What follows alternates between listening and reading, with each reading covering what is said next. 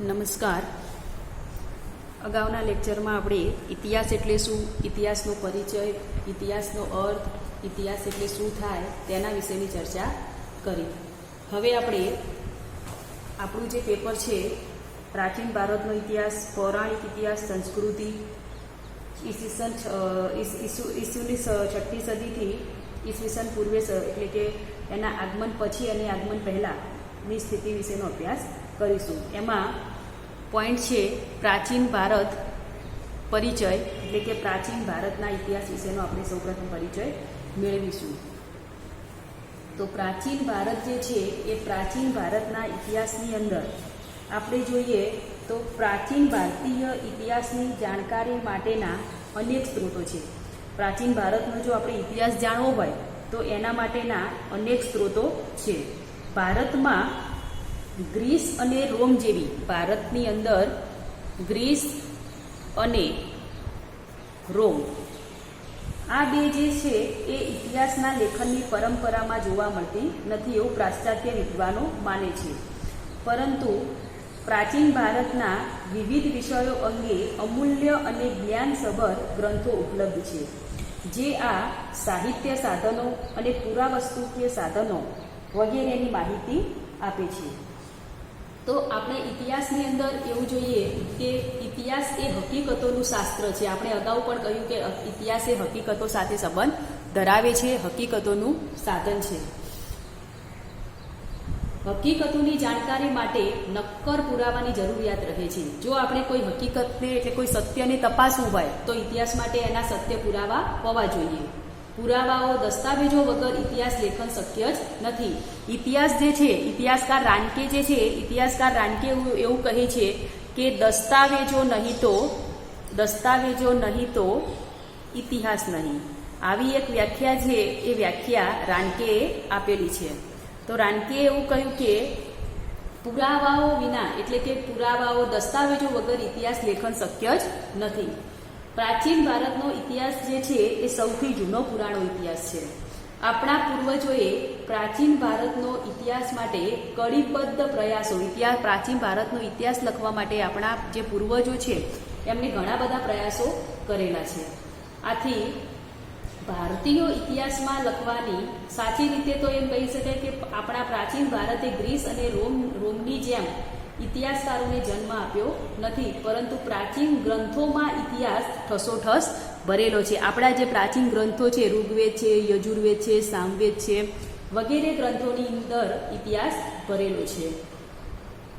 જો કે ધાર્મિક બાબતોનું નિરૂપણ વધારે થયેલું છે, છતાંય તેનું પૃથ્થકરણ કરવાથી પ્રાચીન ભારતનો ઇતિહાસ પ્રાપ્ત થાય છે. પ્રાચીન ગ્રંથો ઉપરાંત જે છે સ્મારકો, તામ્રપત્રો, શિલાલેખો, સિક્કાઓ વગેરેમાંથી, આ તમામ વસ્તુમાંથી આપણને ઇતિહાસની સંપૂર્ણ માહિતી મળે છે. હવે જે પ્રાચીન ભારત વિશેના પરિચય મેળવ્યા પછી આપણે અગાઉ પોઈન્ટ જોઈશું તો સાધનો. પ્રાચીન ભારતનો ઇતિહાસ જાણવા માટે આપણને કયા કયા સાધનોની જરૂર પડે છે તેના વિશેની આપણે ચર્ચા કરીશું. તો પ્રાચીન ભારતનો ઇતિહાસ જાણવા માટે સૌપ્રથમ તો પહેલાં આપણે જોઈશું કે એના સ્ત્રોતો.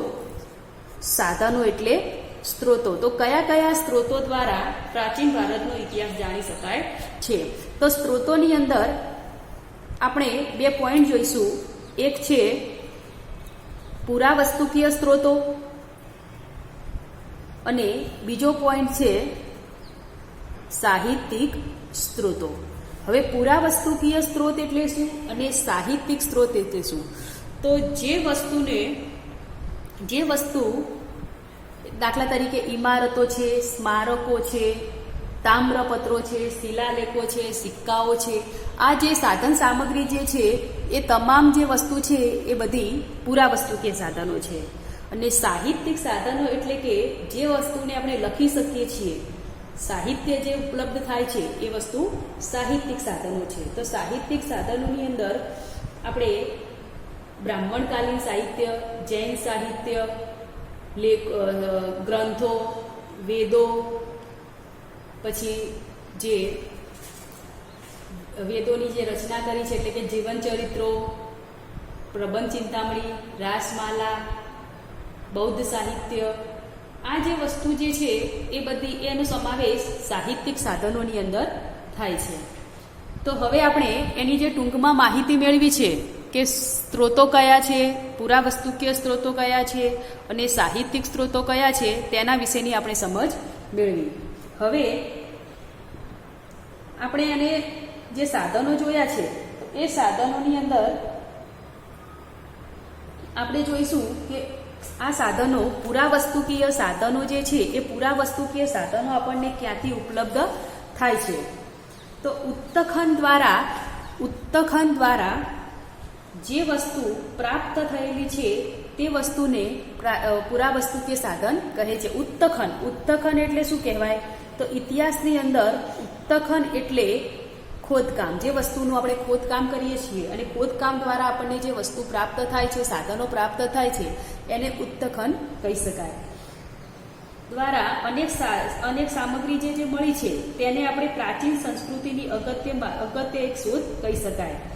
સંસ્કૃતિઓને લગતી 19મી અને 20મી સદી દરમિયાન ભારતમાં ઘણા મોટા ઉત્ખનો થયા હતા. ઉત્ખનો એટલે કે ખોદકામ 19મી અને 20મી સદીની અંદર ખૂબ જ પ્રમાણમાં ખોદકામો કરવામાં આવ્યા અને ઘણા બધા એ વખતે સાધનો પ્રાપ્ત થયેલા છે, જે ભારતના પ્રાગૈતિહાસિક તથા ઐતિહાસિક અંગે પર્યાપ્ત પ્રકાશ પાડે છે.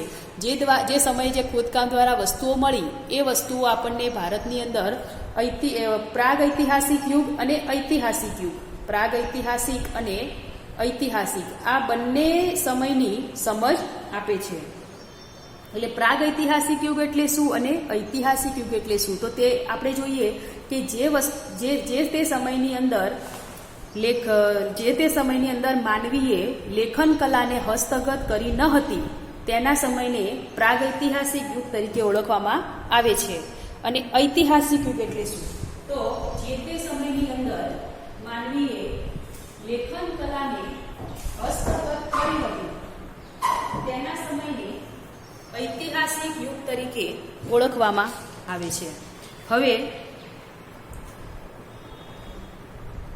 આ ઉત્તખનો વડે આપણે સિંધુ ખીણની સભ્યતા અને વૈદિક સભ્યતાના સ્થળો તથા અનેક મહત્વના નગરો જેવા કે પાટલીપુત્ર, વૈશાલી, નાલંદા, મથુરા, પુરુષપુર, પેશાવર, હસ્તિનાપુર, લોથલ, વલભી, ગિરિનગર, ભરૂચ વગેરે જેવા નગરો આપણને મોટા પ્રમાણમાં ખોદકામ દ્વારા પ્રાપ્ત થયેલા છે.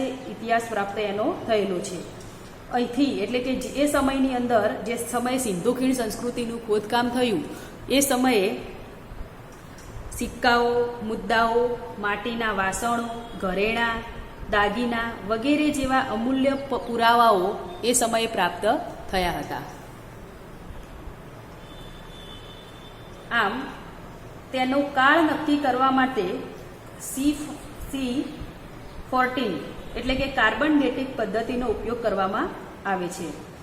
હવે પુરાવસ્તુકીય સાધનોની અંદર પુરાવસ્તુકીય સાધનો એટલે શું એની સમજ આપ્યા બાદ આપણે જોઈશું કે અભિલેખો. પુરાવસ્તુકીય સાધનોની અંદર અભિલેખો જે આવે છે તો અભિલેખો કોને કહેવાય? તો અભિલેખ એટલે શિલા, તામ્રપત્ર, સ્તંભ, મૂર્તિની પીઠિકા અથવા ધાતુ કે માટીના મુદ્દા પર અંકિત અને લેખિત માહિતી જે છે તેને અભિલેખ કહી શકાય.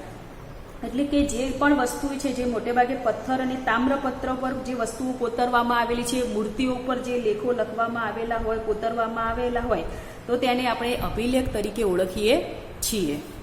આજે આપણે અભિલેખ પુરાવસ્તુકીય સાધનોની અંદર પ્રાચીન ભારતના ઇતિહાસનો પરિચય મેળવ્યો, તેના સાધનો વિશેની માહિતી મેળવી. ત્યારબાદ પુરાવસ્તુકીય સાધનો અને સાહિત્યિક સાધનો એટલે કે જે સ્ત્રોતો છે એની માહિતી મેળવી. પુરાવસ્તુકીય સાધનોનું ખોદકામ વિશેની માહિતી મેળવી, તેનો પરિચય મેળવ્યો. ત્યારબાદ આપણે એક વ્યાખ્યા જોઈ કે અભિલેખો એટલે શું. આના પછીની ચર્ચા આપણે આવતા લેક્ચરમાં કરીશું.